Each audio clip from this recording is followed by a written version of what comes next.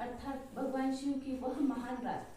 वैसे तो शिवरात्रि हर महीने आती है, किंतु महाशिवरात्रि साल में एक बार आती है। किंतु महाशिवरात्रि फाल्गुन महीने की चतुर्दशी को आती है।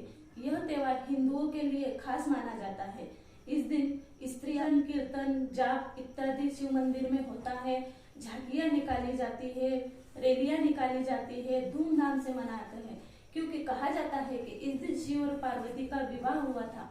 इस दिन विवाहित महिलाएं अपने पति की लंबी उम्र की कामना करने के लिए उपवास करते हैं और कुंवारी स्त्रियां शिव के जैसे पति पाने के लिए उपवास करती है। महाशिवरात्रि की कहानी इस प्रकार है। एक गांव में एक बहू और एक सास रहते थे। तो बहू शिव की परम भक्त थी। एक दिन बड़ी शिवरात्रि आई, महाशिवरात्रि, जो कि फाल्गुन माह की कृष्ण पक्ष की चतुर्दशी को आती है। उस दिन सभी महिलाएं उपवास करती थी। बहू ने भी उपवास रखा और बहू पूजा की थाली सजाकर मंदिर जाने लगी। सबके घर में पकवान बने हुए थे। उस दिन त्योहार के रूप में मनाते हैं।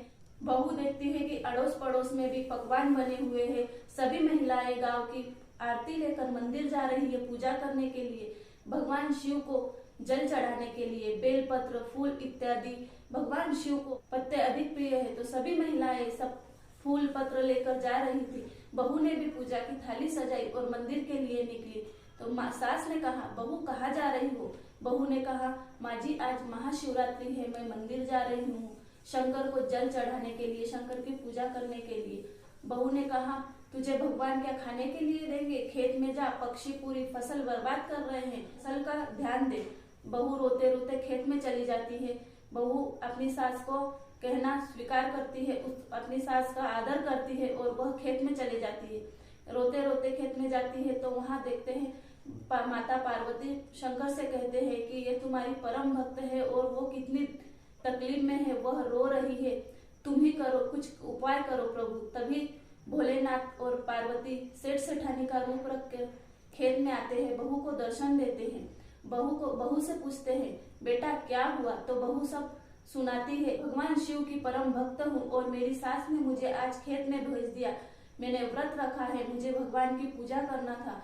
तभी सेठ सेठानी का रूप धारण किए हुए शिव पार्वती कहते हैं कि बेटा उसे धन दौलत देते हैं और कहते हैं तुम्हारे खेत की रखवाली मैं करता हूँ, तुम जाओ और शिव के मंदिर में जाकर पूजा करो। फिर बहू जाती है शिव मंदिर में, पूजा करती है, भगवान को जल चढ़ाती है। सास ने कहा कि तुम घर क्यों आ गई? बहू ने सास को पूरी कहानी सुनाई कि ऐसा ऐसा मेरे साथ हुआ। तो सास दौड़ी दौड़ी खेत में गई तो खेत में जाकर देखती है कि फसल की जगह हीरे मोती जड़े हुए रहे। फिर सास दौड़ी दौड़ी घर आती है और बहू को कारण पूछती है कि ऐसा क्यों हुआ, खेत में पूरे हीरे मोती जड़े हैं। तो फिर बहू ने सास को पूरी कहानी सुनाई।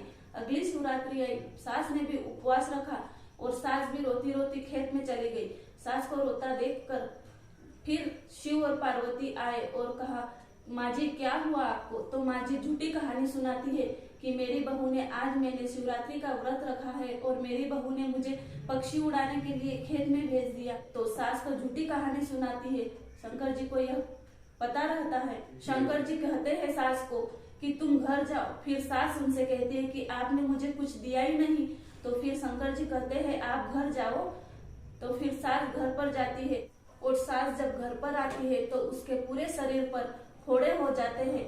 सास बहू को गालियां देती है कि ये क्या हो गया। तभी सास और बहू प्रार्थना करते हैं तो शिवजी प्रकट होते हैं और शिवजी कहते हैं कि इसने झूठी कहानी सुनाई है, इसलिए इसे ये फल मिला। तो फिर सास और बहू दोनों मिलकर भोलेनाथ से माफी मांगते हैं और फिर उस दिन से सास और बहू दोनों मिलकर शिवरात्रि का उपवास करते हैं, मंदिर जाते हैं, पूजा व्रत करते हैं। इसी तरह यह कहानी खत्म होती है।